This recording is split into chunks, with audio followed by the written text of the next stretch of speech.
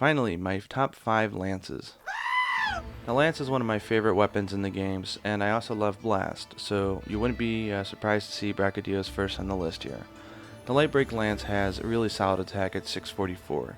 400 blast is more than enough for a weapon that hits so often, and lancers would know this, but 2 slots is actually really good for a lance, and it makes it very versatile for a wide range of different sets.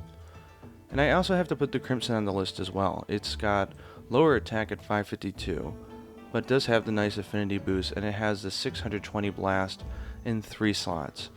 And because of 3 slots, I actually find that you can do a few different sets with this one that you can't do with the Brachy one.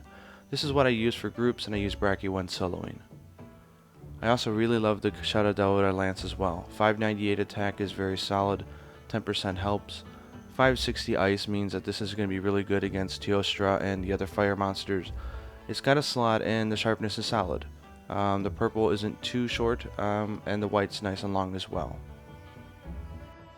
And one of my favorites from back in Monster Hunter 3 Ultimate is the Stygian Zinogre Lance.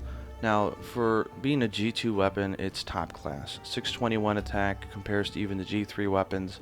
420 Dragon makes it great against the Elders, and 2 slots and great sharpness. What more could you really want? And finally, I actually got to put back up the Shagaru weapon. Unfortunately, a lot of the Shagaru weapons got a little bit weaker compared to the other G3 weapons, but this one I feel is very good.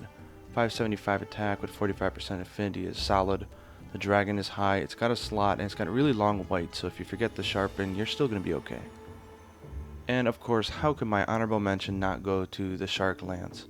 The picture doesn't do this thing justice. Literally, you're running around with a shark and poking people with it. It's got massive water damage, and you have the do not swim danger as a shield. It's kind of a joke lance, but in a way it's not, because it actually is strong enough to hunt with, so go ahead and give it a shot. And just a quick random fact about me actually, my first main weapon in Monster Hunter 3 Ultimate was Lance.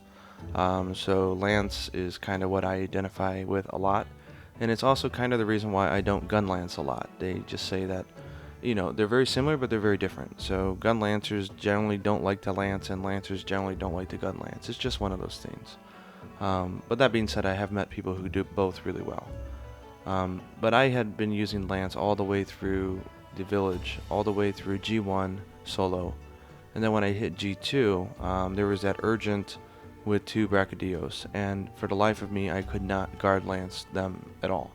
Guard lance in a Brachy is really hard, and at that point, I still hadn't discovered evade lancing.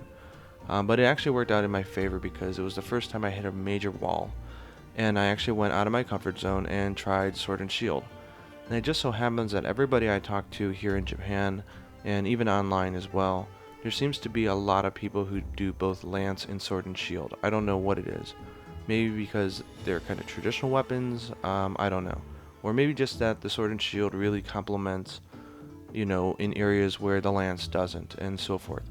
So if you're a Sword and Shield user and you haven't tried Lance, I suggest it.